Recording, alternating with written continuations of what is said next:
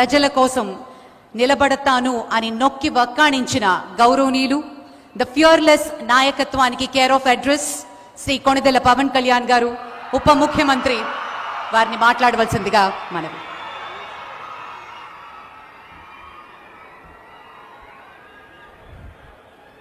ముక్కుసూటితనం వల్ల మంచి జరిగితే పర్లేదు కానీ నా స్ట్రైట్ ఫార్వర్డ్నెస్ వల్ల, నా ముక్కుసూటితనం వల్ల రాష్ట్రానికి మంచి జరగాలని కోరుకుంటాను.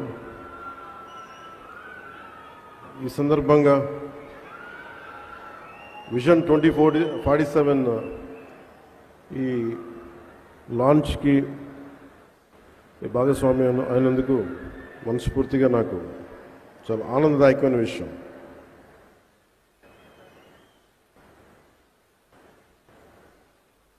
టీన్స్లో ఉన్నప్పుడు జీవితం పట్ల చాలా కళ్ళు ఉండే, చాలా నేర్చుకోవాలి, చాలా సాధించాలి అని రకరకాల సెల్ఫ్ హెల్ప్ బుక్స్ చదువుతున్నప్పుడు ఏదో ఒక బుక్లో ఎక్కడో చదివాను, what is your mission statement, right your mission statement. ఇక్కడి నుంచి ఒక 10 సంవత్సరాల తర్వాత, ఒక 20 సంవత్సరాల తర్వాత నువ్వు ఎలా ఉండాలి అని ఆ మిషన్ స్టేట్మెంట్ రాసుకున్నప్పుడు చాలా హాస్యాస్పదంగా ఉంటుంది.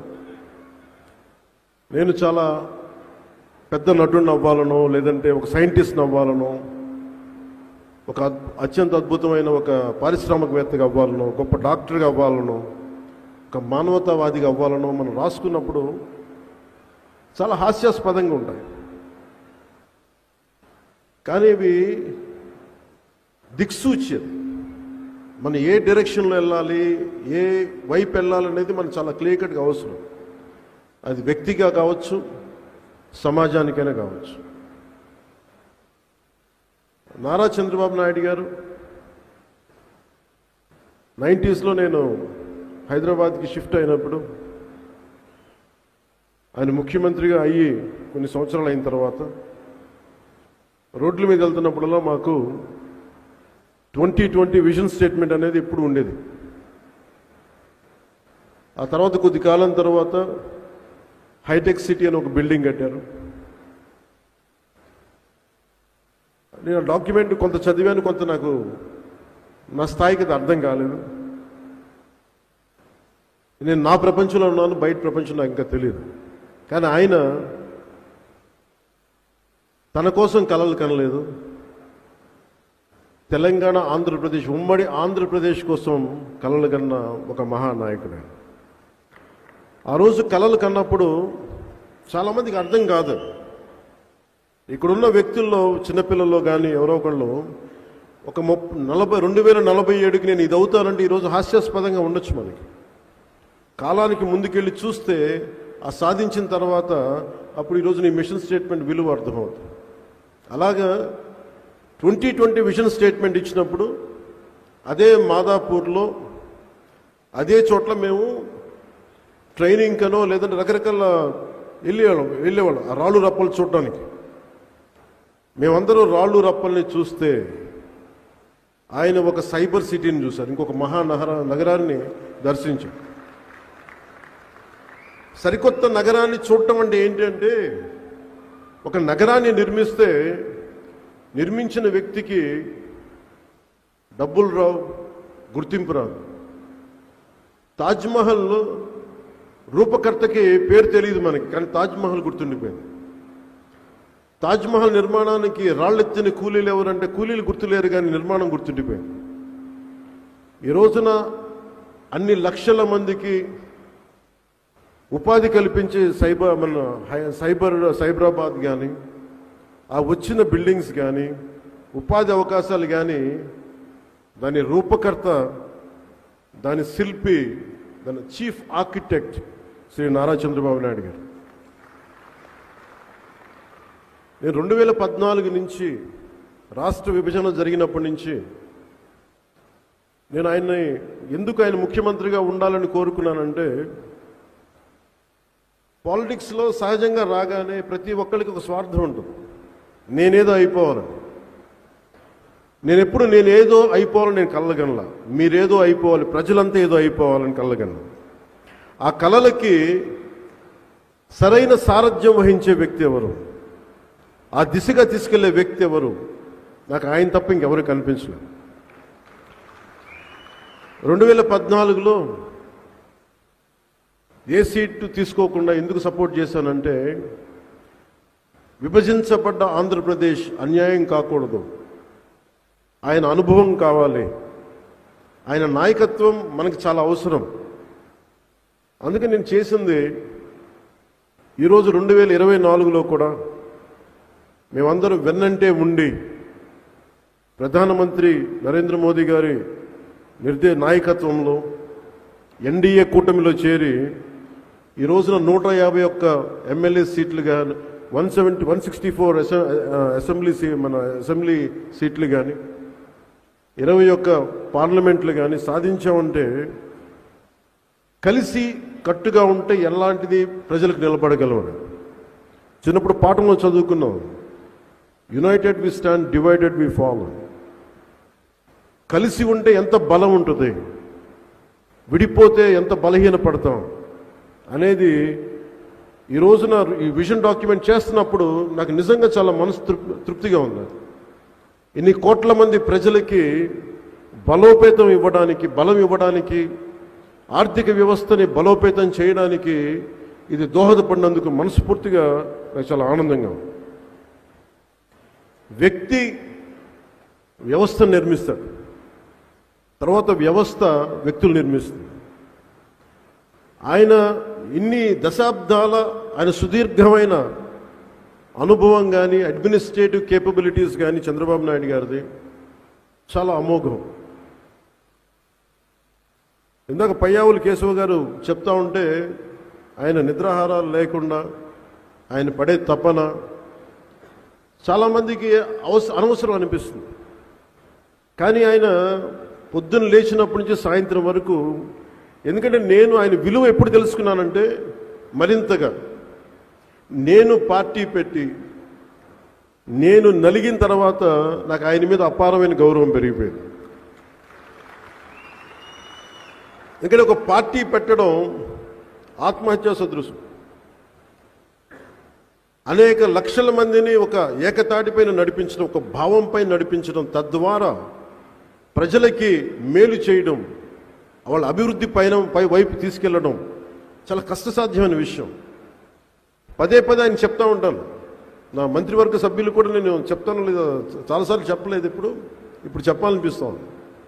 ప్రత్యేకించి నేను ఆయన తెలియజేస్తూ ఉంటాను, మీరు ఒక 4 దశాబ్దాల సుదీర్ఘమైన అనుభవం ఉన్న పార్టీని నడపాలి. మీ మీద మీ పార్టీ వ్యక్తులకి ఆశలు ఉంటాయి, ఆశయాలు ఉంటాయి, వాటిని నడుపుకుంటూ తీసుకెళ్ళాలి. కుటుంబాన్ని చూసుకోవాలి. తన కుటుంబం కాకుండా 5 కోట్ల మంది కుటుంబాలను చూసుకోవాలి. ఆయన వారికి తగ్గ అవసరాలను తీర్చాలి. మళ్ళీ శత్రువులు, ప్రత్యర్థులు ఆయన మీద దాడి చేస్తే అవి తట్టుకోవాలి. ఆయన అన్ని రకాలుగా ఇబ్బంది పెడతారు. ఇవన్నీ తట్టుకుంటా ఉన్న 24 గంటల సమయాన్ని నిరంతరం 5 కోట్ల మంది ప్రజలకి ఎలాగ దాన్ని ఉపయోగించాలని ఆలోచించే విధానం చూస్తే నిజంగా మనస్ఫూర్తిగా నాకు ఆయనకి హ్యాట్స్ ఆఫ్ పలకాలనిపిస్తుంది. ఈరోజు ఎంత కష్టం అంటే, నేను గత 2 రోజులుగా 12 గంటలు 14 గంటలు కూర్చున్నాను రివ్యూ మీటింగ్స్లో కూర్చున్నప్పుడు ఎంత ఓపిక కావాలి అంటే, leadership is all about decision making. ఎందుకు ఒకళ్ళు నాయకత్వం ఈ స్థాయి వ్యక్తి ఎందుకు ఉండాలి? Leadership is all about decision making. How well your decision is. ఒక నిర్ణయం తీసుకుంటే అది ఎంతమందికి మంచి చేస్తుంది, ఒక నిర్ణయం తీసుకుంటే ఎంతమందికి అది దోహదపడుతుంది అభివృద్ధికి. అలాంటి ఆయన తీసుకునే నిర్ణయాలు కాన్స్టెంట్ డెసిషన్ మేకింగ్. ఒక జనసేన పార్టీ ఒకసారి అలయన్స్లో ఉండే సమస్యల్ని ఆయన అర్థం చేసుకోవాలి, అడ్మినిస్ట్రేటివ్ ఇష్యూస్ అర్థం చేసుకోవాలి, డే టు డే ఇష్యూస్ అర్థం చేసుకోవాలి. చాలామంది ధర్నాలు చేస్తుంటారు, ఉపాధి అవకాశాలు లేవు, ఒకవైపు ఉద్యోగాలు లేవు, ఒకవైపు గత ప్రభుత్వం తెచ్చిన వారసత్వ సమస్యలను ఇన్నింటినీ మధ్యలో ఒక విజన్ డాక్యుమెంట్ని తీసుకురావటం, 2047లో ఎలా ఉండాలి, ఎందుకు మనం ఈ విజన్ డాక్యుమెంట్ నమ్మాలి అంటే దానికి నిలువెత్తు నిదర్శనమే 1990లో ఆయన కన్న కళ 2020 విజన్. అంటే ఆ రోజు అందరూ దాన్ని అర్థం చేసుకోలేక అపహాస్యం చేశారు. ఈ రోజున వాళ్ళకే అది భిక్ష పెడుతుంది. ఈ రోజున అంటే వాళ్ళకే విజన్ అంటే దానిని వెటకారం చేసిన వ్యక్తులు నా దగ్గర చాలా మంది తెలుసు. వాళ్ళే ఈ రోజున అక్కడ స్థలాలు కొనుక్కున్నారో లేదంటే బిల్డింగ్స్ కట్టుకున్నారో వాళ్ళకి అది ఉపాధి అయిపోయింది ఈ రోజు. అలాంటిది ఈ రోజున ఒక వ్యక్తి కలకన అలాంటి అపారమైన అనుభవజ్ఞులు, అపారమైన అడ్మినిస్ట్రేటివ్ ఎబిలిటీ, ఆయన కలలు కంటున్న ఆయన 10 సూత్రాలతో ఆయన చెప్పింది నిజంగా అది ఆయన నోట్లతో చెప్తే అది వింటే బాగుంటుందని చెప్పి అది మీకు నేను కూడా మీలాగే వినడానికి నేను ఉన్నాను. Though I'm a part of this. దీంట్లో భాగస్వామ్యం అయినా నేను ఆయన నోటుగా వింటే నాకు మీలాగే ఆనందం కలుగుతుంది. ప్రధానమంత్రి గారు ఆలోచిస్తుంది వికసిత్ భారత్, వికసించే భారతం. కేవలం వికసించడం కాదు, ఎప్పటికీ వికసించే భారతం అవ్వాలి. దాంట్లో అంతర్భాగమే స్వర్ణాంధ్ర 2047 విజన్. దీంట్లో ఇన్ని లక్షల ఉద్యోగాలు ఉండాలి 5 సంవత్సరాల్లో. 2047కి అత్యంత ఆధునికమైన సాంకేతికతతో కూడిన వ్యవసాయం ఉండాలి, నదుల అనుసంధానం జరగాలి, బిడ్డలకి భవిష్యత్తు బాగుండాలి, స్కిల్ డెవలప్మెంట్కి సంబంధించి స్కిల్ పాస్పోర్ట్ ఉండాలి. ఇలా 1 కాదు 2 కాదు అనేక అంశాల మీద ఆయన చేసిన కసరత్తు, అధికారులతో కూర్చొని ఆయన చేసిన కసరత్తు మాతో చర్చించింది. నాలాంటి వాడు, చిన్నపాటి అనుభవం నాలాంటి వాడి సలహాలు కూడా ఆయన తీసుకొని దాన్ని దాన్ని పెట్టడం మనస్ఫూర్తిగా ఆయన పెద్ద మనసుకి అది ఆయనకి మనస్ఫూర్తిగా కృతజ్ఞత నేను తెలియజేస్తున్నాను ఆయనకి. దీంట్లో ఆయన కన్న కళ మనందరి కోసం. కానీ దీనికి మనం ఏం చేయాలి అనేది ఆయన తెలియజేస్తారు. సో బేసిక్గా మనం అర్థం చేసుకోవాల్సింది, అమెరికాకి ఇలాంటి పెద్ద దేశాలకు వెళ్ళిపోదాం, వెస్టర్న్ కంట్రీస్కి వెళ్ళిపోదాం. ఎందుకు వెళ్తామంటే మన రూల్ ఆఫ్ లా బాగుంటుందని. ఇక్కడి నుంచి వెళ్ళిన చాలామంది తెలుగు వాళ్ళు అమెరికాలోకి వెళ్ళిపోయి పెద్దగా సాధించగలిగారు. దేనికంటే రూల్ ఆఫ్ లా చాలా బలంగా ఉంటుంది. పశ్చిమ దేశాలు రూల్ ఆఫ్ నాని ఇంప్లిమెంట్ చేస్తే తప్ప అభివృద్ధి సాగదు. రూల్ ఆఫ్ లాలో భాగస్వామ్యం మనం కూడా, మీతో పాటు నేను, నాతో పాటు మనందరం, ప్రతి ఒక్కరికి బాధ్యత ఉంది. ఈ కళలో ఈ సమగ్ర సంకల్పం ఒక వ్యక్తి కంటే కళ, కొన్ని కోట్లాది మంది కోసం కళ కంటే అది మహాస్వప్నం, సమగ్ర సంకల్పం అది. అలాంటి సమగ్ర సంకల్పమే ఈ 2047 ఈ మా స్వర్ణాంధ్ర డాక్యుమెంట్. నేను మీ నుంచి ఆశిస్తున్నది, మేమందరం మీరు చూశారు గత కొన్ని సంవత్సరాల్లో 5 సంవత్సరాల్లో నిర్మాణం చాలా కష్టం. ఒక ట్విన్ టవర్స్ని కట్టడం చాలా కష్టం. ట్విన్ టవర్స్ని కొంతమంది ఉగ్రవాదులు కూల్చేయటం 24 గంటల పని. ఒక బిల్డింగ్ని కట్టడం ఈ తేలిక, కూల్చేయడం చాలా తేలిక. అలాగే గత ప్రభుత్వం రాగానే వారు కట్టడాన్ని, కన్స్ట్రక్షన్ కూల్చేశారు. సో కూల్చేయడం ఎప్పుడు చాలా తేలిక. సో నిర్మాణం చాలా కష్టమైంది. అలాంటి నిర్మాణంలో మీరందరూ భాగస్వామ్యం అవ్వాలని నేను మనస్ఫూర్తిగా కోరుకుంటున్నాను. మీ నుంచి కోరుకుంటుంది కూడా, ఒక ప్రభుత్వ ఆస్తి ఉందంటే అది మనందరిది. మన కోపం, మన విసుగులన్నీ బస్సును తగలబెడితే అది నష్టం మళ్ళీ మనకే, ట్యాక్సులు మళ్ళీ మనకే పడతాయి. మళ్ళీ మనకి జీతాలు తక్కువ అవుతాయి, ఒకవేళ జీతాలు పెరిగినా ఖర్చులు పెరుగుతాయి. సో మనందరం సమిష్టిగానే దాన్ని పే చేయాలి. అలాగే టూరిజం మీద చాలా కీలకమైనది ఉంది. టూరిజం ఎక్కువ అవకాశాలు తెప్పించేది, ఎక్కువ ఉపాధి అవకాశాలు ఇచ్చేది, ఎక్కువ సంపదనిచ్చేది. కానీ టూరిజంకి కావాల్సింది, మనందరికీ తెలుసుకోవాల్సింది మన బిహేవియర్ ప్యాటర్న్స్. గోవా లాంటి గొప్ప టూరిస్ట్ అట్రాక్షన్ ఉన్న సిటీ, ఒక స్టేట్, కేవలం ఒక బంచ్ ఆఫ్ ఒక కొద్ది మంది మాఫియా చేరిపోయి ఒక 100 మంది 200 మంది చేరి దాన్ని నాశనం చేశారు. టూరిస్ట్ డెస్టినేషన్ వెళ్ళిపోయింది. అది ఆంధ్రప్రదేశ్ని మనం టూరిస్ట్ డెస్టినేషన్ చేయాలని అనుకుంటున్నాం. దీనికి కావాల్సింది మనకి ఎవరికైతే చూడటానికి వస్తారో వాళ్ళ భద్రత. సో రూల్ ఆఫ్ లా చాలా అవసరం ఇక్కడ. సో ప్రజలకు కూడా మనందరం సహకరించాలి దీనికి. ఎవరో కొంతమంది విదేశీయులు వస్తారు. విదేశీయులు వచ్చి మన గండికోటకు ఇంకో చోటకి వెళ్దామంటే వాళ్ళకి మనం ఇవ్వగలిగేది భద్రత, వాళ్ళకి ఇవ్వగలిగేది మన హాస్పిటాలిటీ. మనం ఆంధ్రప్రదేశ్కి వస్తే చాలా అద్భుతంగా ఉంటుంది. ప్రజలు మనం చాలా బాగా చూసుకుంటారనంటే మన జీవితంలో ఆర్థికంగా బలపడతాం, మనకి ఉపాధి అవకాశాలు వస్తాయి, అలాగే మనకి ఐశ్వర్యం పెరుగుద్ది. వీటన్నిటిలో ఇవన్నీ ఈ విజన్ 2047 బాగా ఉంది దీంట్లో. సో దీనికి ప్రజలతో పాటు అధికార యంత్రాంగం కూడా, ఎందుకంటే నిన్న మ్యారథాన్ సెషన్ 2 రోజులు మొత్తం మంత్రివర్గంతో సహా మొదటగా వచ్చి చివరిగా వెళ్ళే వ్యక్తి నాలాంటి ముందు వెళ్ళిపోవచ్చేమో, కానీ ముఖ్యమంత్రి గారు మొదటిగా వచ్చి ఆఖరి వరకు ఆయన ఓపికకి మనస్ఫూర్తిగా అసలు ఎన్నిసార్లు మెచ్చుకున్నా సరిపోదు. అంటే అలాంటి వ్యక్తి నేతృత్వంలో, నాయకత్వంలో ఆంధ్రప్రదేశ్ ఉన్నందుకు అద్భుతమైన ప్రగతి సాధిస్తుందని, ఆయనకి నాలాంటి వాడు ఒకేసారి వెళ్ళి కూర్చుని సరిపోం. ఆయన అపారమైన అనుభవం, ఒక రెవెన్యూ మంత్రిగా, ఒక ఫైనాన్స్ మంత్రిగా ప్రారంభించి ఆయన చేసుకెళ్లే విధానం చూస్తుంటే నాలాంటి వాడికి నేర్చుకోవడానికి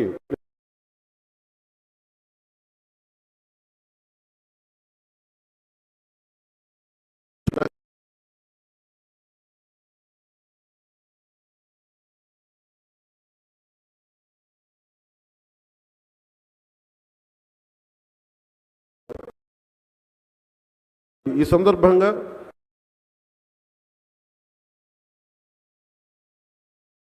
పూర్తిగా మీకు ప్రజలందరి తరపున మీకు మా కృతజ్ఞతలు తెలియజేస్తాం. మేమందరం మా కోసం కలలు కంటుంటే మీరు మా అందరి కోసం కలలు కన్నారు. అలాగే పర్యావరణం గురించి, జీరో లిక్విడ్ డిశ్చార్జ్ గురించి అనేక సంబంధిత అంశాలు ఉన్నాయి దీంట్లో అన్నింటిలో. సో మనస్ఫూర్తిగా దీన్ని మనందరం భాగస్వామ్యం కావాలని కోరుకుంటూ, ముఖ్యంగా నిన్న మీటింగ్స్లో కూడా చెప్పాను, అడిషనల్ చీఫ్ సెక్రటరీ సిసోడియా గారు నిన్న మాట్లాడుతా, ముఖ్యంగా ఇది ఒకవైపు ముఖ్యమంత్రి గారు, ఇటువైపు ప్రజలు,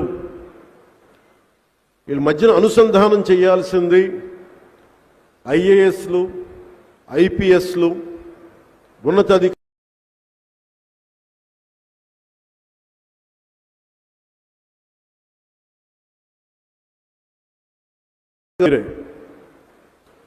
కానీ ఈ రోజున చాలా సమస్యలు ఇలా వచ్చాయి కదా వారసత్వం.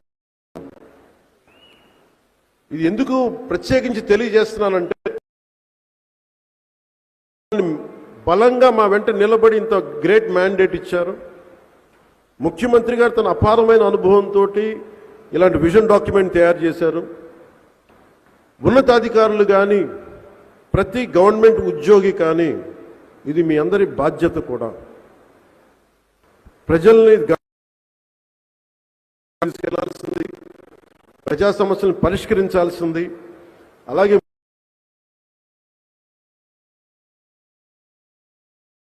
చేయాల్సింది మీరే. దయచేసి గత ప్రభుత్వం లాగా మీరు కాంప్రమైజ్ అవ్వకండి, భయపడకండి. నిన్న సిసోడియా గారు ఒక మాట అన్నారు,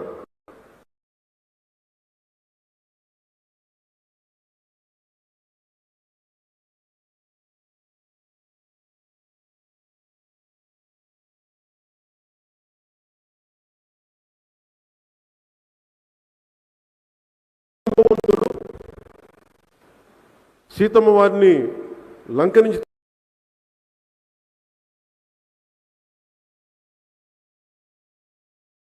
ఇదని తిరిగి ఆయన్ని శక్తిని తెలియజేస్తారు. అప్పుడు ఆంజనేయ స్వామి వారు వెళ్ళి సముద్రం తాగుతారు, లంక వైపు వెళ్తారు.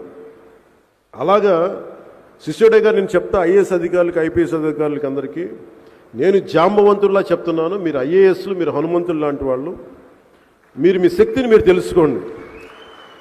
నాకు నిజంగా చాలా ఆనందం వేస్తుంది ఆ మాటలు వింటూ ఉంటే. అలాగే మీ శక్తి కూడా మీరు తెలుసుకోండి. ప్రతి ఒక్క 5 కోట్ల మంది ప్రజలు ఉన్నారు, మీరు ఒక్కసారి తెలుసుకున్నారు. మొన్న ఎన్నికల్లో ఒక్కసారి మీ శక్తి మీరు తెలుసుకున్నారు. 151 సీట్ల నుంచి 11 సీట్లకు తీసుకొచ్చారు. మీ శక్తి మీరు తెలుసుకుంటారు.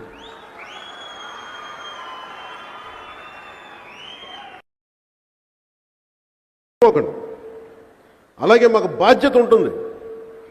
మేము అధికారుల చేత బలంగా పని చేయించాలి అంటే దానికి మీరు భాగస్వామ్యులైతేనే మేము అధికారుల చేత చేయించగలం. లేదంటే చెట్టుకొకళ్ళు పుట్టుకొకళ్ళు వెళ్ళిపోవచ్చేమో మనకు తెలియదు. నిన్న ఇది చెప్పి నేను ముగిస్తాను. అంటే ఎందుకు మీరు భాగస్వామ్యం అవ్వాలి, బాధ్యతగా ఎందుకు ఉండాలని చెప్పడానికి. నిన్న చాలాసార్లు పేపర్స్లో ఒక న్యూస్ వస్తూ ఉంటుంది, ఇంకా గిరిజన గ్రామాల్లో డోలీలు కట్టుకునే గర్భిణీ స్త్రీలను తీసుకొస్తూ ఉంటారు. రోడ్లు కనెక్టివిటీ లేదంటే నేను వచ్చిన రోజు నుంచి మొత్తుకుంటా ఉన్నాను, డబ్బులు లేవు, ఇంకోటి లేవు, సమస్యలు చెప్తా ఉంటే ఒకటే మాట్లాడడం, ఎక్కడికి వెళ్ళిపోయింది ఈ డబ్బులు అవి అని మాట్లాడితే 3,000 కోట్లు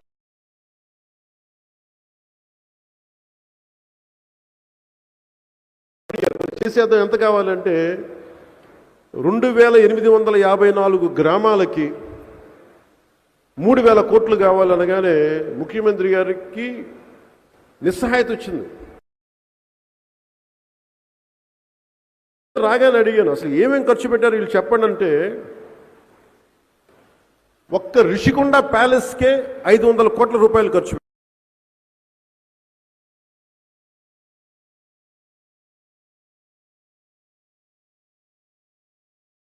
1,200 కోట్లు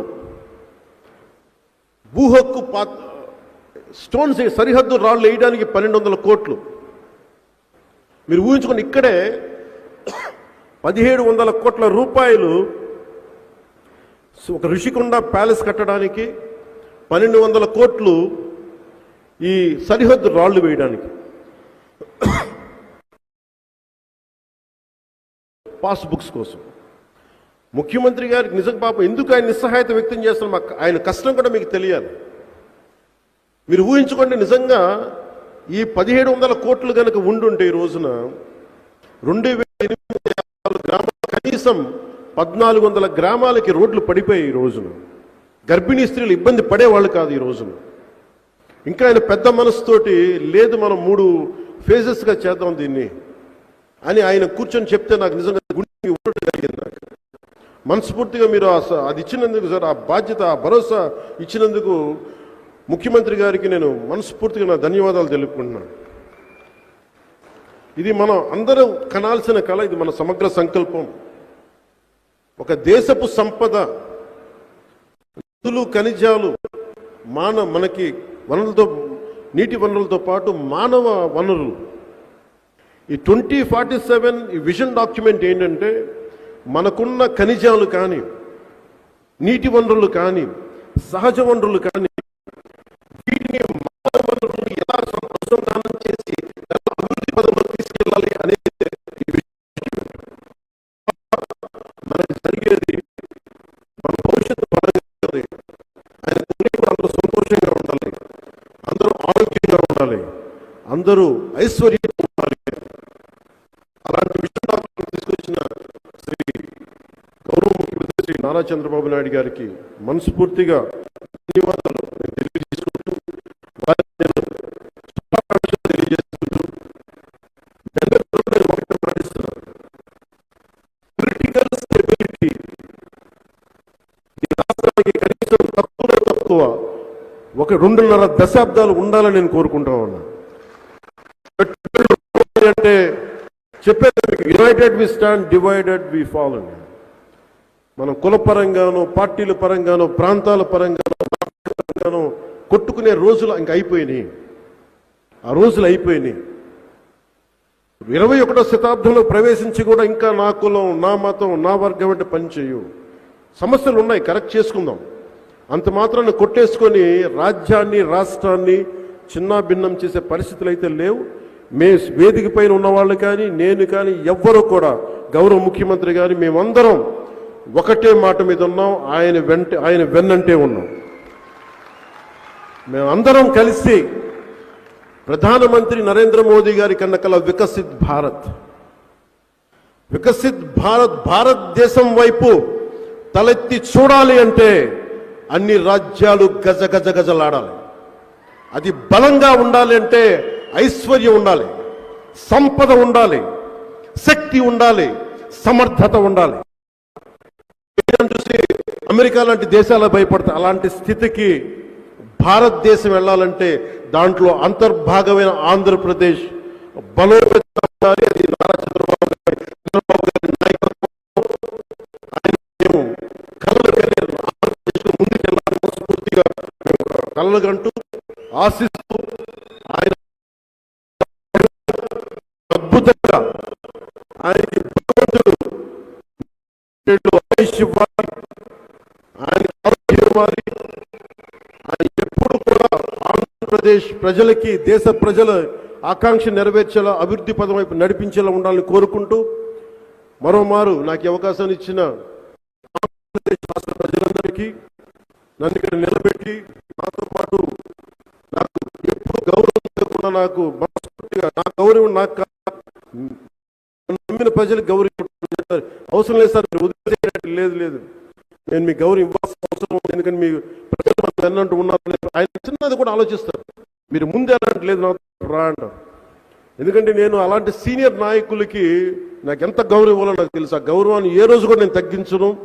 మనస్ఫూర్తిగా నాయకులందరికీ, భారతీయ జనతా పార్టీ నాయకులందరికీ, జనసేన పార్టీ నాయకులందరికీ, అన్ని స్థాయిల్లో ఉన్న నాయకులు మనందరం సమిష్టిగా పనిచేద్దాం. చంద్రబాబు గారితో నేను ఎలా కలిసి పనిచేస్తున్నానో, కొన్ని సమస్యలు ఉన్నా మనకి అప్పుడప్పుడు ఉంటాయి. కొన్ని సమస్యలు ఇలా ఎందుకు చూడకూడదు, అలా ఎందుకు చూడకూడదు ఉంటాయి. కానీ వీటన్నిటిని అధిగమించి వెళ్ళటమే మన ప్రజలు మనకిచ్చిన ఈ మ్యాండేట్. దీన్ని గౌరవించాలని మనస్ఫూర్తిగా కోరుకుంటూ, గౌరవ ముఖ్యమంత్రి చంద్రబాబు నాయుడు గారికి మరోమారు ధన్యవాదాలు తెలుపుకుంటూ, అద్భుతమైన ఈ యాత్రలో మీ వెన్నంటే ఉంటామని తెలియజేసుకుని సెలవు తీసుకున్నాను.